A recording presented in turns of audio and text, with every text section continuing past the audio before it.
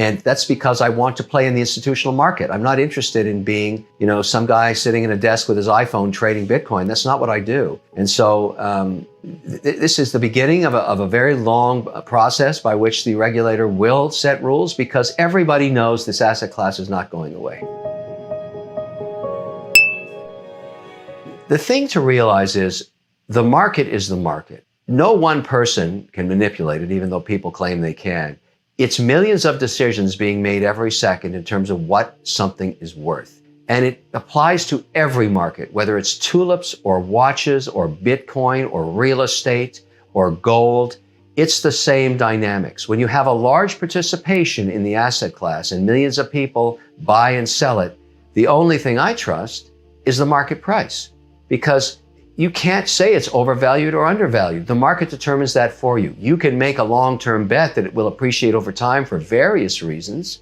But when you start to say something is a bubble, you're effectively saying you're going to do some market timing, that you know something that everybody else doesn't know.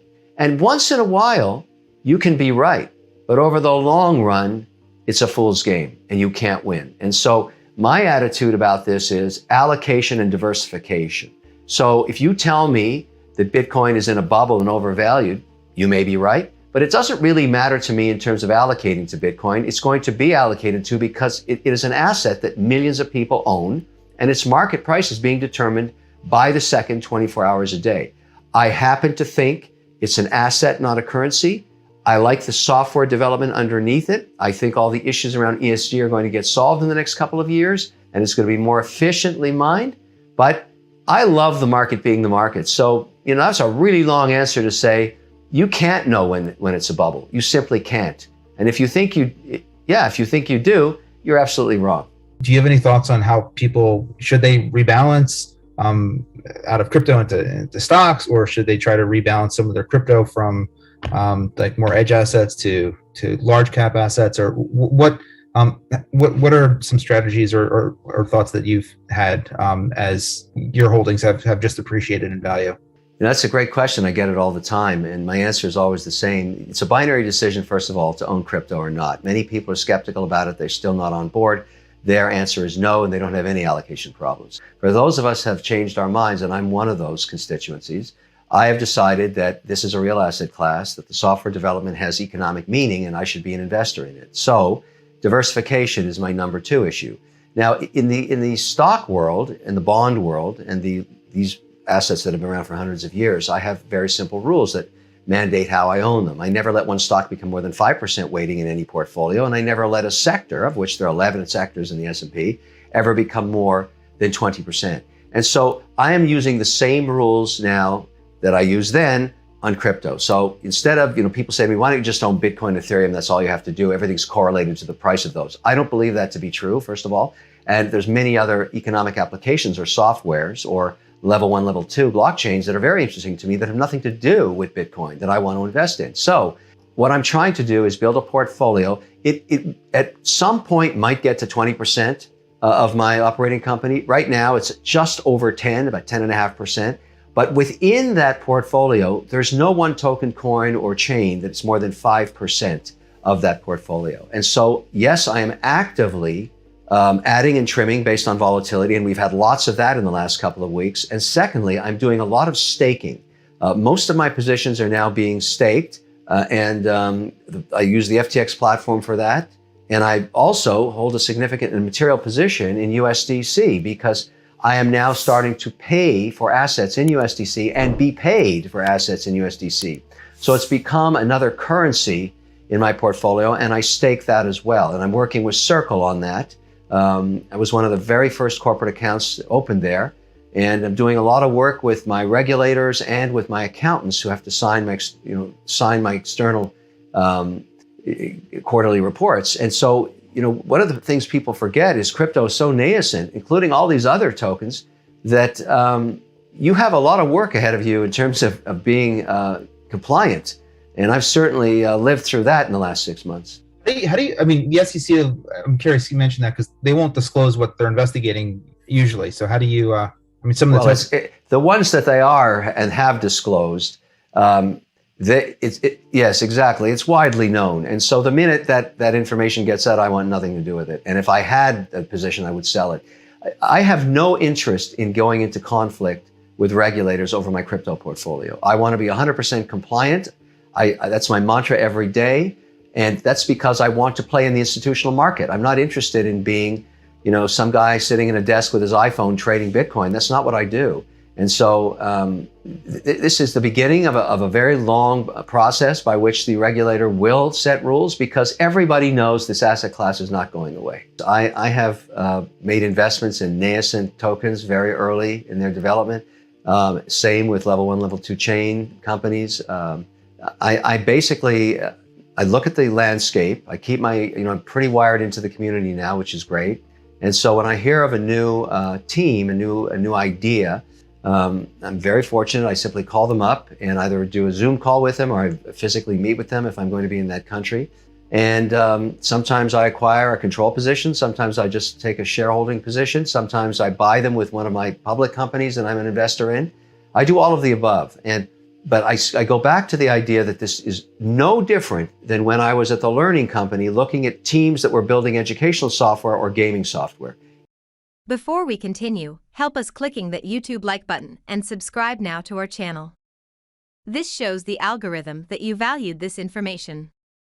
And it helps us spread that message. Sharing is caring. And now, let's continue. There's no difference at all to me. So, I've been doing this for 35 years and crypto is no different. And it's a very comfortable space to be in for me. I mean, I just consider it software development and all of the other, whatever you want to call it, social media hype and all the blogs that, this Dogecoin over Bitcoin and yada, yada, yada. It's all irrelevant to me. What matters to me is what's the software do? What problem does it solve? Where's the economic value and who's maintaining the code? That's how I look at it. What are the one or two things that are necessary for a software platform to succeed at scale? And you mentioned speed, but what are some of the qualities that are necessary for one of these platforms to win? You know what, in the end of the day, what determines the platform's success and value is adoption rate and acceleration of adoption. And the only way that occurs is that they have done some development that solves an economic problem. I always say this about digital currencies and digital platforms. What problem are you solving?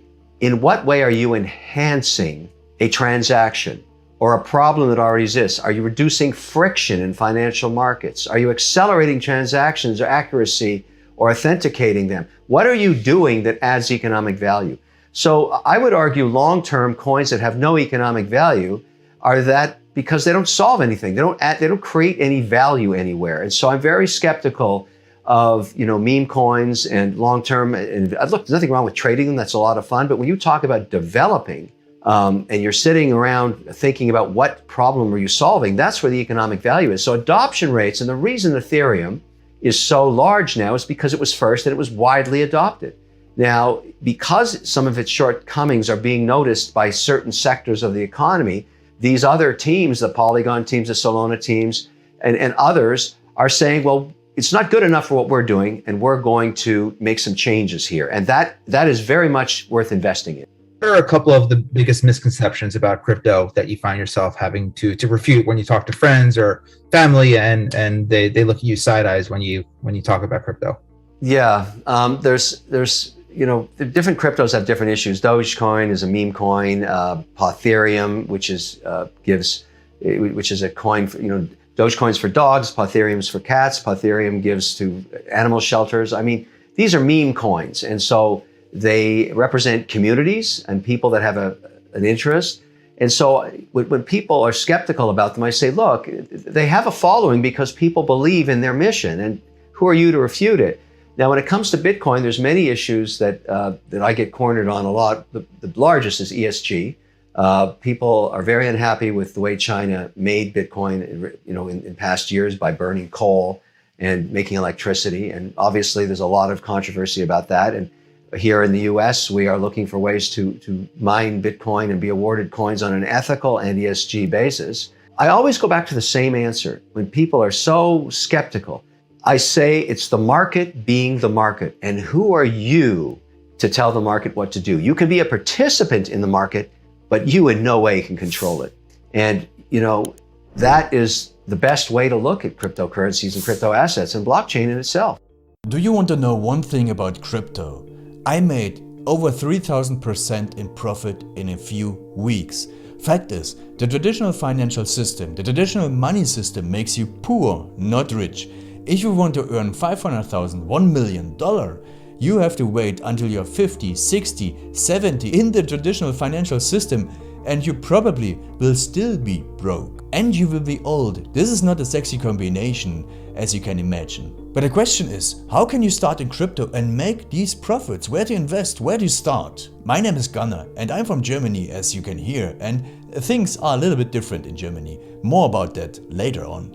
Fact is, there are lots of different cryptocurrencies. It's a gigantic universe where beginners and professionals get easily lost. But there is light at the end of the tunnel. There are 7 key steps you need to follow to become successful in this market. You have to know them, and if you fail one of them, it's literally impossible to succeed in this market. Just an example, one of the key points is your exchange, and one of the biggest are, for example, Binance and Coinbase.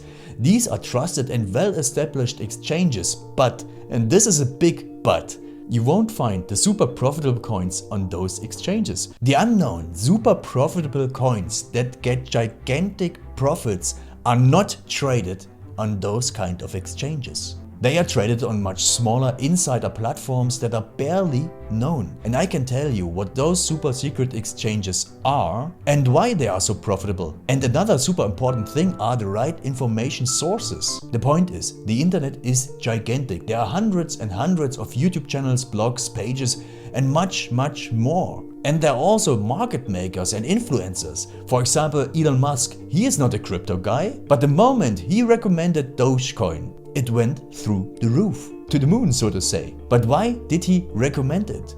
Where did he hear it from? He didn't hear it from newspapers. And believe me, he is listening to someone. But you have to know who, and you have to react before he is reacting.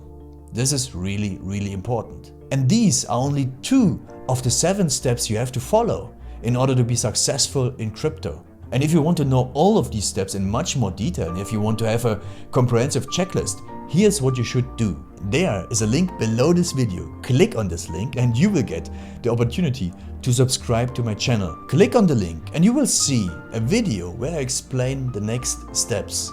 So see you soon. Click on the link now. I'll see you there.